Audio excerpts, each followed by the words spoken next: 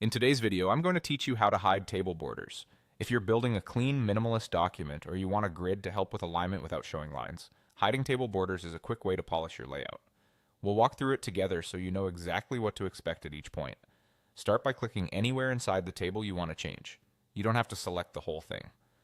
A single click in any cell is enough. This tells your document editor that you're working with a table, and it activates special tools designed specifically for tables. You should see your cursor flashing inside a cell, which confirms the table is in focus. When the table is in focus, look to the top of your screen for the ribbon, the horizontal strip filled with tabs and buttons. A contextual area for tables appears there, and you'll notice a Layout tab under Table Tools. That's a visual cue that the app has recognized the table and is offering table-specific commands. If it doesn't appear right away, click inside a different cell to make sure the table is selected. Next, click on the Table tab within that Table Tools area. This tab groups options that affect the table as a whole, things like structure, alignment, and importantly for us, borders.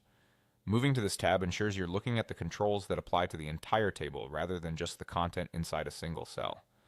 Now find and click the Hide Borders button. The moment you do, those visible grid lines disappear, but your content stays perfectly arranged in its rows and columns. You still have a table, you've simply turned off the visible borders. This is ideal when you want text and images to line up neatly without any lines printing or distracting the reader on screen.